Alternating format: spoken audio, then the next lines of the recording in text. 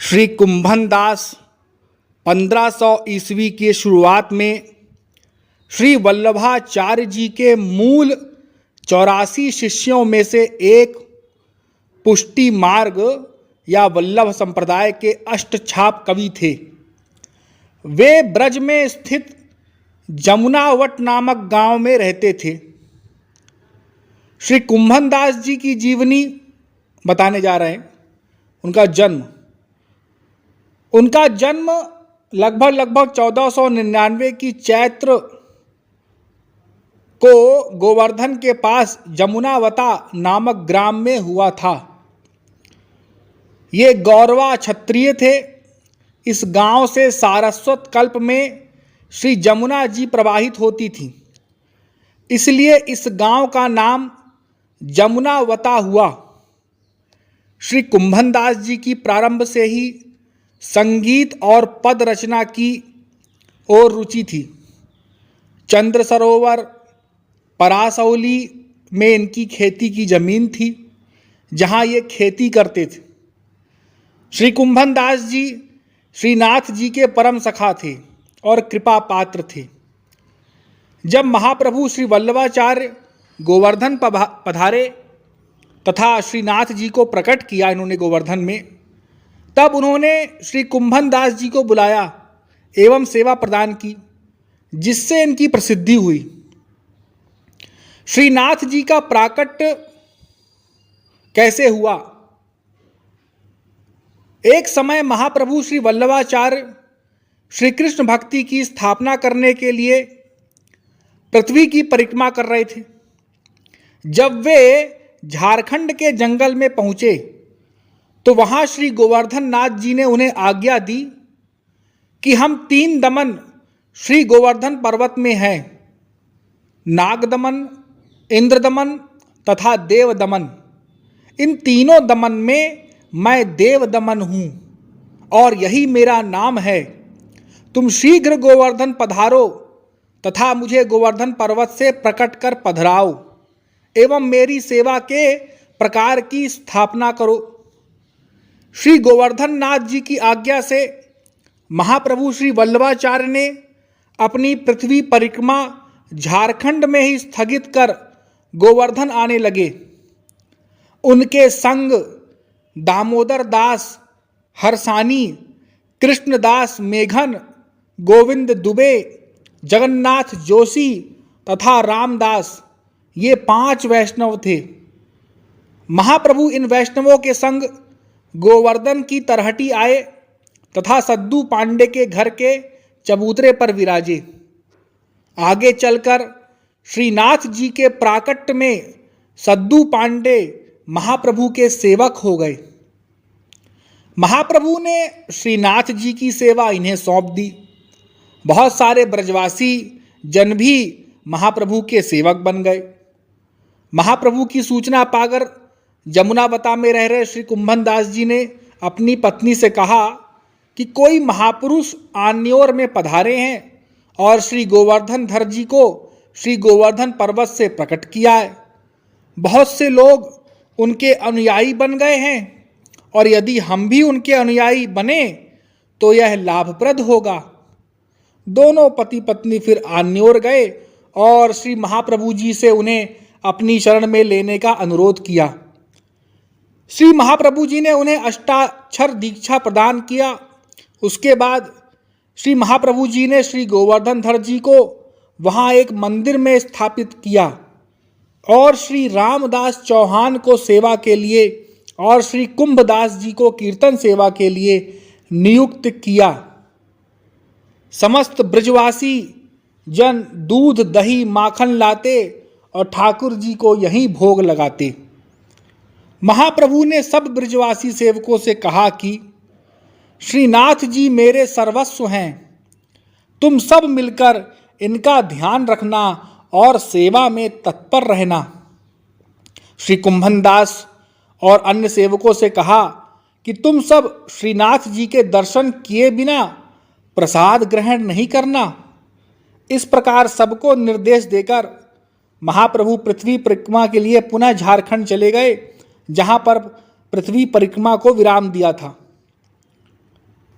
अब जब श्री कुंभनदास जी महाप्रभु की आज्ञा से नित्य श्रीनाथ जी के दर्शन करते, महाप्रभु द्वारा ब्रह्म संबंध एवं नाम दीक्षा से श्री कुंभनदास जी नित्य नवीन पदों की रचना करते और श्रीनाथ जी को बड़े मधुर कंठ से सुनाते। श्रीनाथ जी कुंभनदास जी के घर पधारते और कुंभनदास जी के संग अनेक क्रीड़ा करते और वार्ता करते। श्रीनाथ जी कुंभनदास जी के ऊपर बहुत कृपा करते। मलेच्छ आक्रमण के कारण श्रीनाथ जी को टोंड के वन में स्थानांतरित किया गया। एक समय ब्रज में मलेच्छों अर्थात मुस्लिमों का आक्रमण हुआ। उन मलेच्छों का राजा बड़ा आतताई था। सभी गांवों को लूट मार करके वह पश्चिम से आया था। उसका पड़ाव श्री गिरिराज जी से लगभग 7 किलोमीटर दूर पड़ा था। तब सेवा में उपस्थित मानिक चंद पांडे, सद्दू पांडे, रामदास चौहान और श्री कुंभनदास जी ने मिलकर विचार किया कि ये मलेच्छगण धर्म के द्वेषी हैं, इसलिए हमको क्या करना चाहिए। फिर सबने विचार कर कहा कि सोचना क्या है, हमारे विचारने से कहाँ कुछ होगा, इसलिए हमको श्रीनाथ जी से ही पूछना चाहिए कि इस परिस्थिति में क्या करना चाहिए। यह चारों वैष्णव श्रीनाथ जी के अंतरंग थे। इनके साथ श्रीनाथ जी बातें किया करते थे। सब श्रीनाथ जी के सम्मुख आए और पूछा कि हे श्रीनाथ जी, अब हम क्या करें। धर्म का द्वेषी मलेच्छ लूटता चला आ रहा है। अब आप जो आज्ञा करें हम वैसा करेंगे। श्रीनाथ जी ने कहा, हमको यहाँ से ले चलो, हम अब जाएंगे। सबने पूछा, प्रभु आप कहाँ पधारेंगे। श्रीनाथ जी ने कहा, हम टोंड के घने में चलेंगे। सबने फिर पूछा, प्रभु आप किसकी सवारी पर टोंड के घने में चलेंगे। श्रीनाथ जी ने कहा, सद्दू पांडे के यहाँ एक पांडा है, उसे ले आओ, हम उस पांडा पर सवार होकर टोंड के घने में चलेंगे। यह आज्ञा पाते ही सद्दू पांडे का पांडा लाया गया। श्रीनाथ जी उस पांडा पर विराजमान हो गए। अब पांडा के चलने से कहीं ठाकुर जी हिलडुल कर गिर न जाएं, इस कारण एक ओर से रामदास जी ने ठाकुर जी को पकड़ लिया और दूसरी ओर से कुंभनदास जी ने ठाकुर जी को पकड़ रखा है। पांडा के दोनों ओर से ठाकुर जी को सहयोग देते हुए सब टोंड के घने में चले जा रहे हैं। टोंड के घने वन में कांटों का वृक्ष प्रचुर मात्रा में था, इसलिए मार्ग में जगह जगह कांटे थे।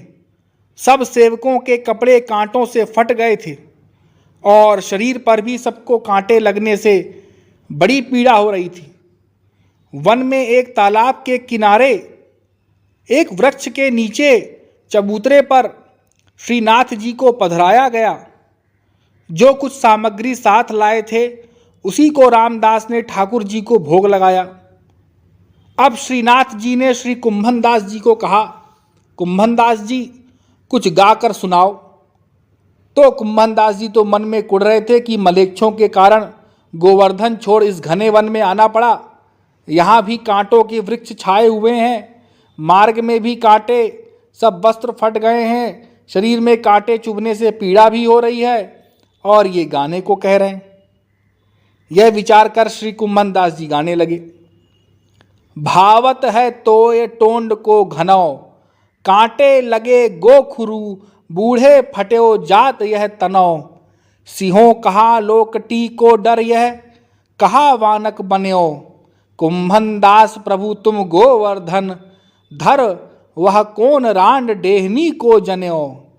श्री कुंभनदास जी के इस पद को सुनकर श्रीनाथ जी मुस्कुराकर चुप रहे, कुछ बोले नहीं।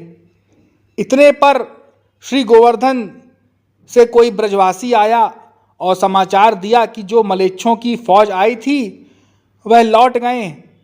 इस समाचार को सुनकर सब प्रसन्न हुए और श्रीनाथ जी को पुनः गोवर्धन लाया गया और उन्हें मंदिर में पधराकर उनकी सेवा करने लगे।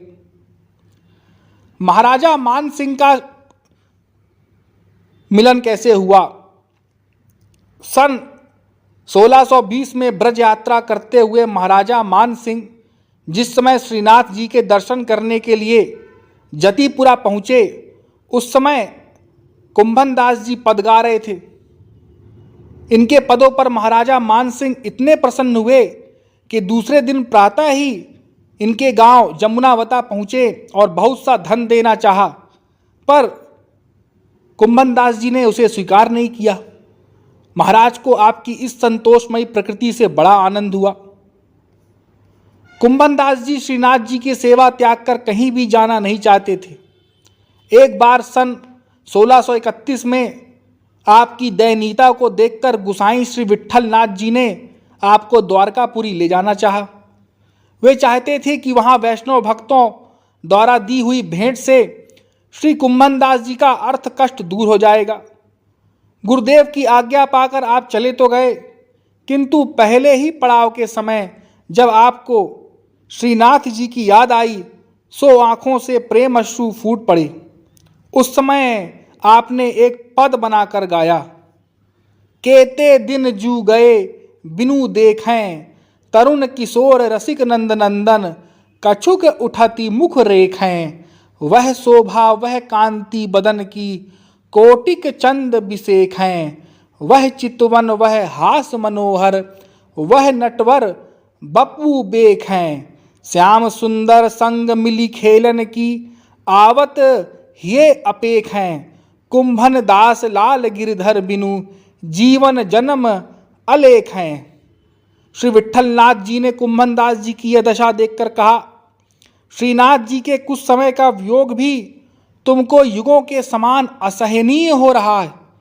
तुम्हारी यात्रा तो हो चुकी, अपने घर जाओ।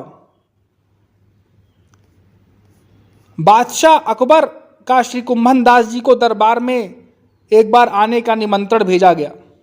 कहा जाता है कि एक बार अकबर का एक दरबारी श्रीनाथ जी के मंदिर में श्री कुंभन दास जी का एक पद सुना उसने, और वह राज दरबार में गाया।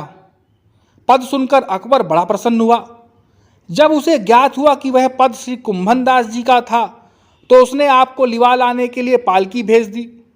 आपका मन तो श्रीनाथ जी की सेवा को त्याग कर एक पग भी कहीं जाने का नहीं था, किंतु यह सोचकर कि बादशाह के बुलाने पर राजी से ही चला जाना ठीक है, आप दरबार में जा पहुँचे और बादशाह के द्वारा गाने की प्रार्थना करने पर अपनी खिन्नता को व्यक्त करते हुए आपने निर्भयता से गाया, भक्तन को कहा सीकरी काम आवत जात पनहिया टूटी विसर गयो हरि नाम जाको मुख देखे दुख लागे ताको करण परी परनाम कुंभन दास लाल गिरधर बिन यह सब झूठो धाम।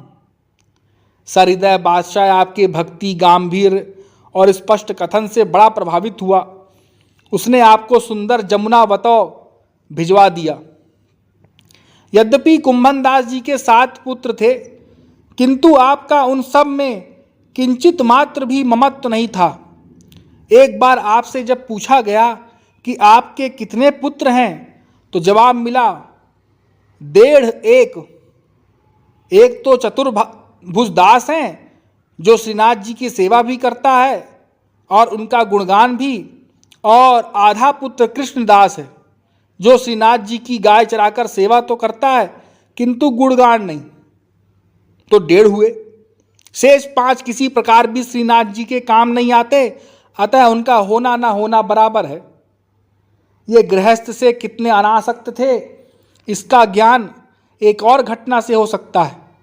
एक बार जब आपके पुत्र कृष्णदास जी श्रीनाथ जी की गायों को चराने के लिए जंगल में गए हुए थे तो अचानक एक शेर ने गायों पर धावा बोल दिया और उनकी रक्षा में ही श्री कृष्णदास का शरीर अंत हो गया। इस घटना को सुनकर श्री कुंभन दास जी शोक प्रकट करने के स्थान पर संतोष व्यक्त करते हुए बोले, आज मैं परम कृतार्थ हुआ जो श्रीनाथ जी की गायों की रक्षा करने में मेरे पुत्र का जीवन सार्थक हो गया। श्री कुंभन दास जी के पद साधारण होते हुए भी सरसता और भक्ति भावना के प्राचुर्य की दृष्टि से विशेष महत्व के हैं। एक उदाहरण देखिए, आवत मोहन मन जू हरियो हाँ गृह अपने सचू सा बैठी निरखी बदन अस्वरा बिसरियो हाँ, रूप निधान रसिक नंद नंदन, निरखी बदन धीरज न धर्यो हाँ, कुंभन दास प्रभु गोवर्धन अंग अंग, प्रेम पीयूष भर्यो हाँ। श्री कुंभन दास जी के वृद्ध और अत्यंत दुर्बल हो जाने के बाद वे अन्योर के निकट शंकरषण कुंड पर विराजमान हुए।